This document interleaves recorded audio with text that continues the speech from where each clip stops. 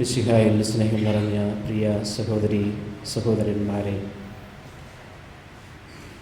ഒരിക്കലൊരു കൂലിപ്പണിക്കാരന് ഒരു സ്വപ്നം ഉണ്ടായി. ഈ സ്വപ്നത്തിൽ ഒരു സന്യാസി പ്രത്യക്ഷപ്പെട്ടിട്ട് ഈ കൂലിപ്പണിക്കാരനോട് ചോദിച്ചു, നിനക്ക് സന്തോഷമുണ്ടോ? നീ സന്തോഷവാനാണോ? R you happy? അപ്പോൾ ഈ മനുഷ്യൻ പറഞ്ഞു, ഞാൻ എങ്ങനെ സന്തോഷിക്കാനാണ്? എനിക്ക് ഭാര്യയുണ്ട്, 2 മക്കളുണ്ട്. ഞാനൊരു ദിവസം പണി ചെയ്താൽ എനിക്ക് ഏറ്റവും കിട്ടാവുന്നത് ഒരു 300 രൂപയാണ്. ഈ 300 രൂപ വെച്ച് എനിക്ക് എങ്ങനെ സന്തോഷിക്കുവാനായിട്ട് സാധിക്കും? എനിക്കൊരു ജോലി കിട്ടുമായിരുന്നെങ്കിൽ എനിക്ക് സന്തോഷമുണ്ടായേനെ. അപ്പോൾ ഈ സന്യാസി പറഞ്ഞു, നിനക്ക് തീർച്ചയായിട്ടും ഒരു ജോലി കിട്ടും. അങ്ങനെ 1-2 ആഴ്ച കടന്നുപോയി. അദ്ദേഹത്തിന് ഈ സന്യാസി പറഞ്ഞതുപോലെ ഒരു ബാങ്കിൽ പിയൂണായിട്ട് ജോലി ലഭിച്ചു. അന്ന് രാത്രി സ്വപ്നത്തിൽ വീണ്ടും ഈ സന്യാസി അദ്ദേഹത്തിന് ചോദിച്ചു, അപ്പോൾ നിനക്ക് ജോലിയൊക്കെ ആയല്ലോ, നിനക്ക് സന്തോഷമുണ്ടോ? Are you happy? അന്നേരം ഇദ്ദേഹം പറഞ്ഞു, ശരിയാണ്, എനിക്കൊരു ജോലിയുണ്ട്, പക്ഷേ എനിക്കൊരു നല്ല ജോലിയുണ്ടോ? ഒരുപക്ഷെ ഈ ബാങ്കിലെ ക്ലർക്ക് ആവുമായിരുന്നെങ്കിൽ എനിക്ക് കൂടുതൽ സന്തോഷമുണ്ടായേനെ. സന്യാസി പറഞ്ഞു, ഇത് നിൻ്റെ ഒരു ആഗ്രഹമാണ്, ഈ ആഗ്രഹവും കൂടി ഞാൻ സാധിച്ചു തരികയാണ്. നിനക്ക് തീർച്ചയായിട്ടും ആ ബാങ്കിലെ ക്ലർക്കായി മാറുവാൻ സാധിക്കും.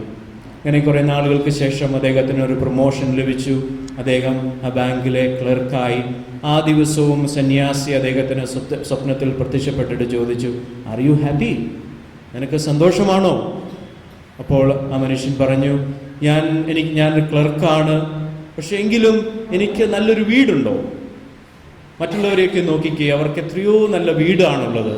എൻ്റെ വീടെന്ന് നോക്കിക്കേ, ഒരു ചെറിയ ഒരു കുടില്, ഒരു ഹട്ട്. ഒരു വീട് വെക്കാനുള്ള പൈസ കിട്ടുമായിരുന്നെങ്കിൽ എനിക്ക് സന്തോഷമുണ്ടായേനെ. സന്യാസി പറഞ്ഞു, നിൻ്റെ ആഗ്രഹമല്ലേ, ഞാൻ ഇതും നിനക്ക് സാധിച്ചു തരും. അങ്ങനെ കുറച്ച് നാളുകൾക്ക് ശേഷം അദ്ദേഹം ഒരു ലോട്ടറി എടുത്തു. ലോട്ടറി അടിച്ചു, കുറേ പണമൊക്കെ ഉണ്ടായി. അദ്ദേഹം നല്ലൊരു വീട് വെച്ചു. വീട് മാത്രമല്ല, നല്ലൊരു കാറും വാങ്ങി. എന്നിട്ട് ഈ വീടിൻ്റെ വെഞ്ചിരിപ്പിൻ്റെ ദിവസം ഈ സന്യാസി വീണ്ടും ഇദ്ദേഹത്തിന് പ്രത്യക്ഷപ്പെട്ടിട്ട് ചോദിച്ചു, നിനക്കിപ്പോൾ സന്തോഷമുണ്ടോ? Are you happy? അപ്പോൾ ഈ മനുഷ്യൻ പറഞ്ഞു, ഇപ്പോൾ ഞാൻ ബാങ്കിലെ ക്ലർക്കാണ്, എനിക്കൊരു നല്ലൊരു വീടുണ്ട്, എനിക്കൊരു കാറുണ്ട്, പക്ഷെ എങ്കിലും ഇപ്പോഴത്തെ എൻ്റെ ഈ സ്റ്റാറ്റസിനനുസരിച്ചുള്ള ഒരു പണി എനിക്കുണ്ടോ? ജോലി എനിക്കുണ്ടോ? ഈ ബാങ്കിലെ മാനേജറായിട്ട് മാറാനായിട്ട് എനിക്ക് സാധിക്കുമെങ്കിൽ എനിക്ക് കൂടുതൽ സന്തോഷമായേനെ. I will be happier. അപ്പോൾ ഈ സന്യാസി പറഞ്ഞു, നിൻ്റെ ആഗ്രഹമല്ലേ, അതുപോലെ തന്നെ നടക്കട്ടെ. കുറേ നാളുകൾക്ക് ശേഷം അദ്ദേഹത്തിന് വീണ്ടും ഒരു പ്രൊമോഷൻ കിട്ടി. അദ്ദേഹം ആ ബാങ്കിലെ മാനേജറായി മാറി. പക്ഷേ ഈ സന്യാസി പിന്നീട് അദ്ദേഹത്തിന് പ്രത്യക്ഷപ്പെട്ടതേയില്ല. പക്ഷേ അദ്ദേഹത്തിൻ്റെ ആ മാനേജർ സ്ഥാനത്ത് നിന്ന് വിരമിക്കുന്നതിന് തൊട്ടു മുമ്പ്, അതിൻ്റെ തലേ ദിവസം ഈ സന്യാസി വീണ്ടും ആ മനുഷ്യന് പ്രത്യക്ഷപ്പെട്ടിട്ട് ചോദിച്ചു, നിനക്കിപ്പോൾ എല്ലാം ഉണ്ടോ? നിനക്ക് സന്തോഷമുണ്ടോ? Are you happy? Do you have everything in life? അപ്പോൾ ഈ മനുഷ്യൻ പറഞ്ഞു, എനിക്കെല്ലാം ഉണ്ട്, ഒരു കാര്യം ഒഴിച്ച്. ഒരു കാര്യം മാത്രം എനിക്കില്ല. എൻ്റെ ജീവിതത്തിൽ എനിക്ക് സന്തോഷമില്ല. ബാക്കി എല്ലാം ഉണ്ട്. എനിക്ക് നല്ലൊരു ജോലിയുണ്ട്, എനിക്ക് ഒത്തിരി പൈസയുണ്ട്, നല്ലൊരു വീടുണ്ട്. പക്ഷേ എൻ്റെ ജീവിതത്തിൽ സന്തോഷം അനുഭവിക്കുവാനായിട്ട് എനിക്ക് സാധിക്കുന്നില്ല. സംതൃപ്തി എന്താണെന്ന് എനിക്കറിയില്ല, സ്വാതന്ത്ര്യം എന്താണെന്ന് എനിക്കറിയില്ല. എല്ലാം ഉണ്ടെങ്കിലും എനിക്കിപ്പോൾ യാതൊരു സംതൃപ്തിയില്ല, സന്തോഷമില്ല, ഒരു സ്വാതന്ത്ര്യമില്ല.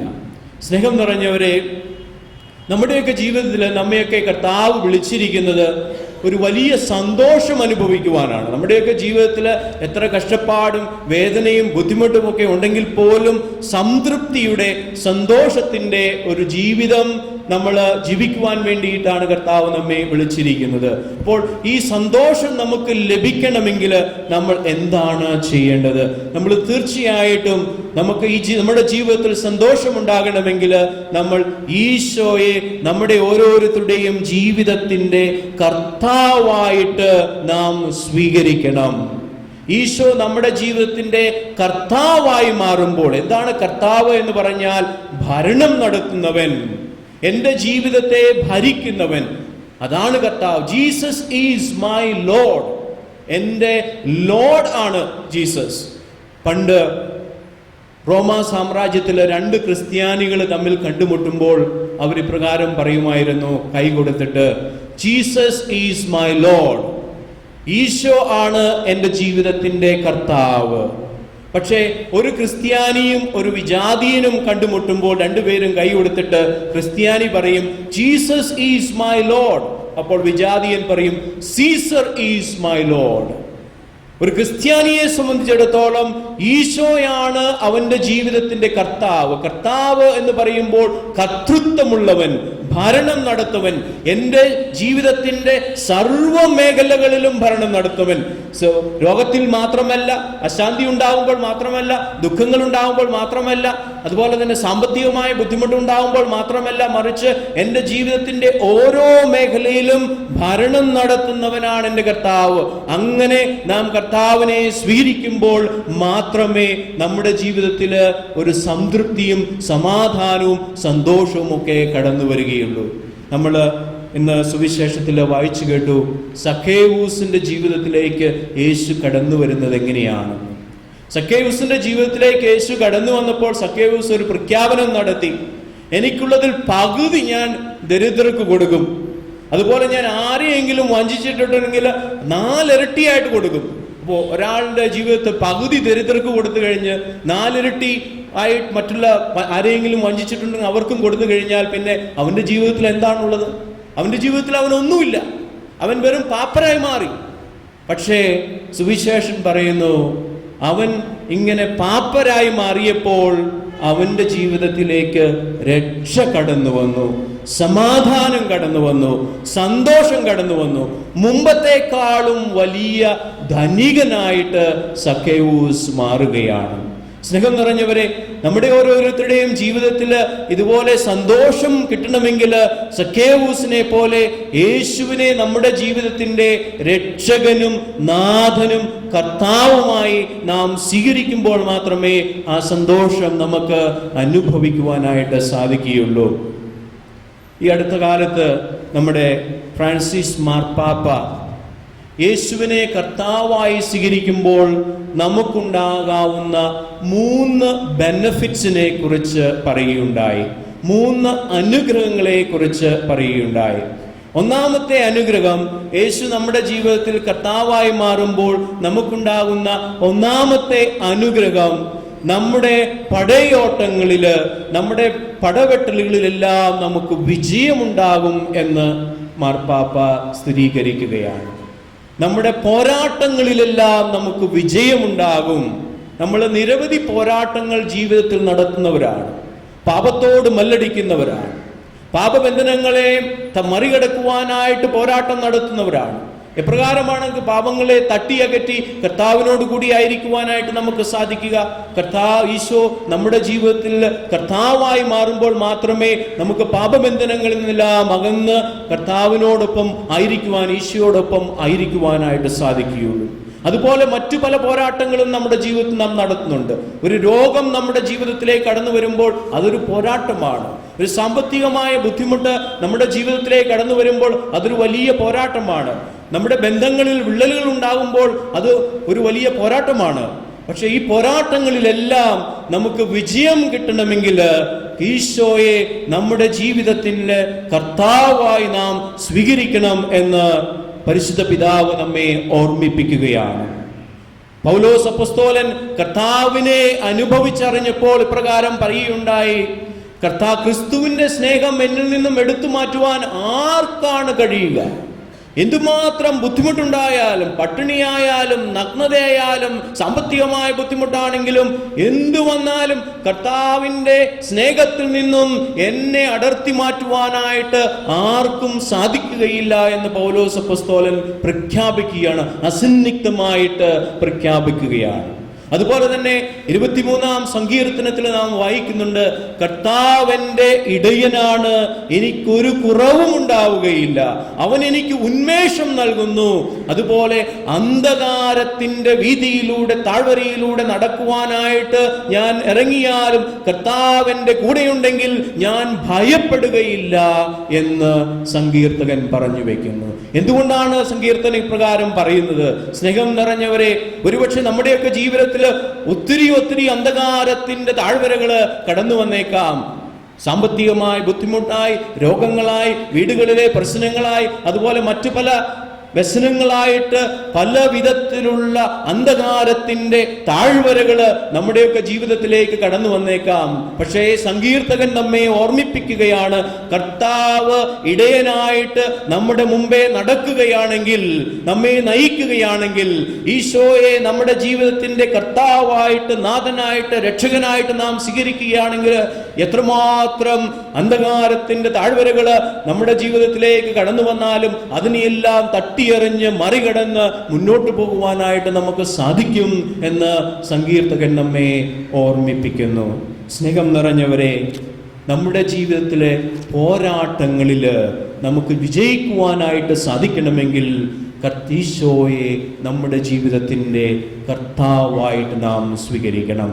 രണ്ടാമതായി, ഈശോയെ കർത്താവായിട്ട് നാം സ്വീകരിക്കുമ്പോൾ നമുക്കുണ്ടാകുന്ന രണ്ടാമത്തെ അനുഗ്രഹം, മറ്റുള്ളവരുടെ പോരാട്ടങ്ങളിലേക്ക് ഇറങ്ങിച്ചെന്ന് അവരെ വിജയത്തിലെത്തിക്കുവാനായിട്ട് നമുക്ക് സാധിക്കും എന്ന് പരിശുദ്ധ പിതാവ് പറഞ്ഞു വയ്ക്കുകയാണ്.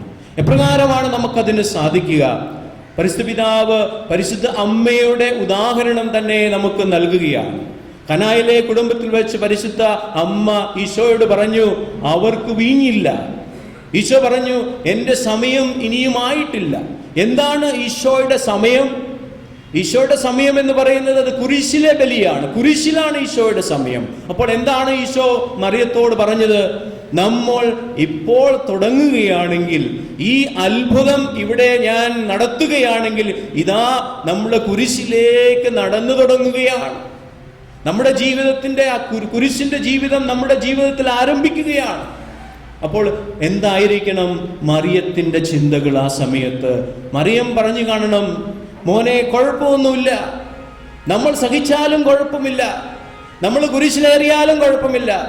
ഇതാ ഈ കുടുംബം സഹനത്തിലേക്ക് വീണുകൊണ്ടിരിക്കുകയാണ്, അവരൊരു ദുഷ്പേരിലേക്ക് വീണുകൊണ്ടിരിക്കുകയാണ്. നമുക്ക് അവരുടെ വിഷമം മാറ്റാം. നമ്മൾ സഹിച്ചാലും നമുക്ക് ഈ കുടുംബത്തിന്റെ വിഷമം, അവരുടെ വേദന നമുക്ക് ഒപ്പിയെടുക്കാം എന്നാണ് മറിയം ഈശോയോട് പറഞ്ഞത്. നമുക്ക് ഈ കുടുംബത്തിന് വേണ്ടി സഹിക്കാം, അവർക്ക് സന്തോഷം കൊടുക്കാം. അതിൻ്റെ അവസാനം നമ്മൾ കാണുന്നുണ്ട്, ആ കുടുംബത്തിൽ വലിയൊരു സന്തോഷം ഉണ്ടാവുകയാണ്. മറിയം ആ കുടുംബ സാഹചര്യത്തിലേക്ക് ഇറങ്ങിച്ചെന്ന് അവരെ സഹായിച്ചപ്പോൾ ഏറ്റവും മുന്തിയ തരത്തിലുള്ള വീഞ്ഞ് രുചിക്കുവാനായിട്ട് അവർക്ക് സാധിച്ചു. ഏറ്റവും മുന്തിയ തരത്തിലുള്ള സന്തോഷവും സമാധാനവും അനുഭവിക്കുവാനായിട്ട് സാധിച്ചു. പരിശുദ്ധ പിതാവ്, സ്നേഹം നിറഞ്ഞവരെ, നമ്മെ ഓരോരുത്തരെയും ഓർമ്മിപ്പിക്കുന്നത് ഇത് തന്നെയാണ്. വിശുദ്ധ ജോൺ മരിയ വിയാനിയുടെ ജീവിതത്തിൽ വളരെ മനോഹരമായ ഒരു സംഭവം അദ്ദേഹം വിവരിക്കുന്നുണ്ട്. അദ്ദേഹം ഒരു കൊച്ചച്ഛനായിരുന്നപ്പോൾ ഒരു പള്ളിയിൽ വികാരിയായിട്ട് സേവനമനുഷ്ഠിച്ചിരുന്ന സമയത്ത് ഒരു പ്രായം ചേർന്ന ഒരു മനുഷ്യൻ എല്ലാ ദിവസവും ഉച്ച കഴിഞ്ഞ് ആ പള്ളിയിലേക്ക് പ്രാർത്ഥിക്കുവാനായി കടന്നു വരുന്നത് അദ്ദേഹം കാണുവാനിടയായി. എല്ലാ ദിവസവും ഉച്ച കഴിഞ്ഞ് ആ പള്ളിയിലേക്ക് കടന്നു വന്ന് മുട്ടുകുത്തി, സക്രാരിയുടെ മുമ്പിൽ മുട്ടുകുത്തി കൈകൾ വിരിച്ചു പിടിച്ച് അദ്ദേഹം 1 മണിക്കൂർ പ്രാർത്ഥിക്കുമായിരുന്നു.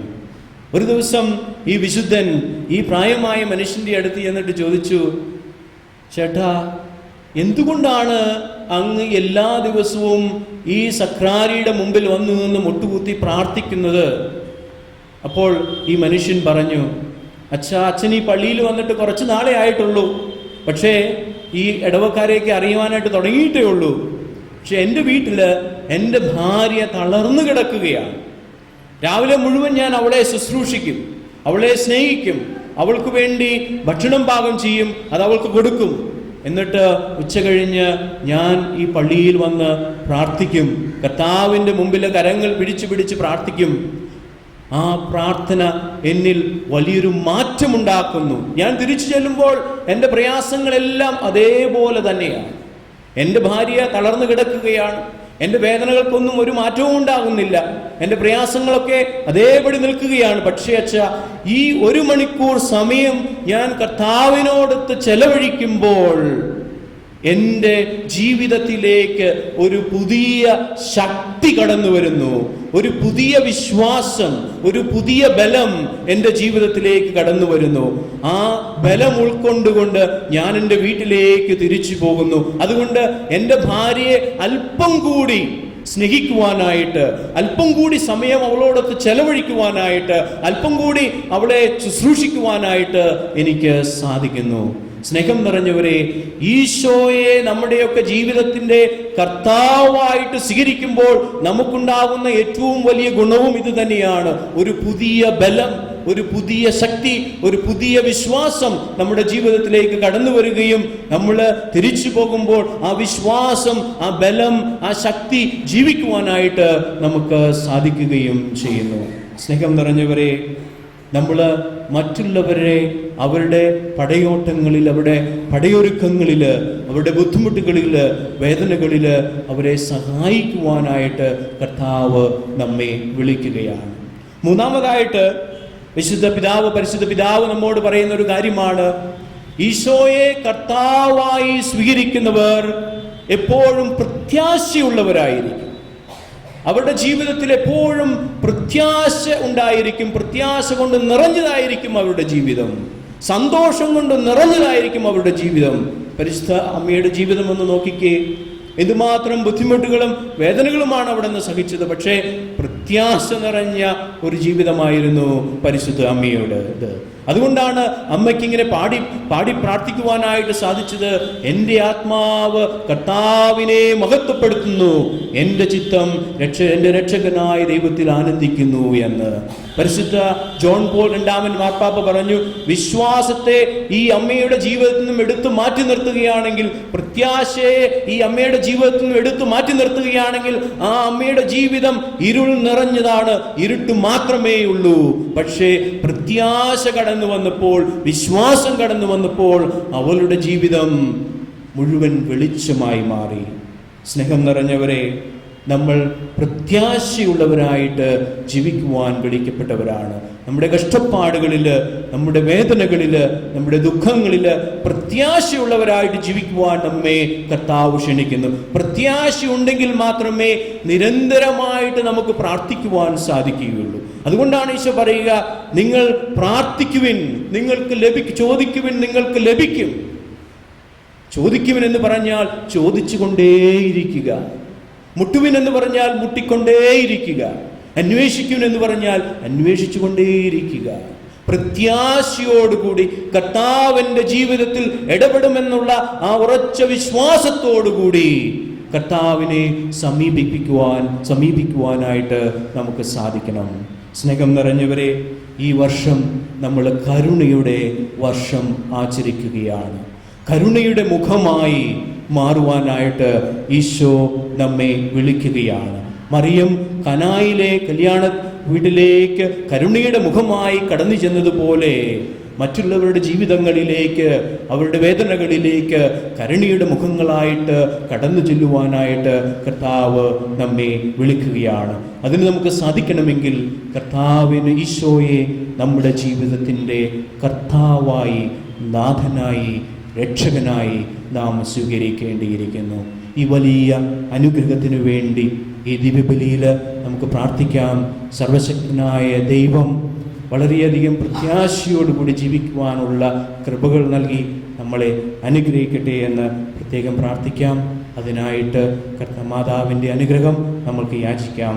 ദൈവം നമ്മെ ഓരോരുത്തരെയും അനുഗ്രഹിക്കട്ടെ. ആമേൻ.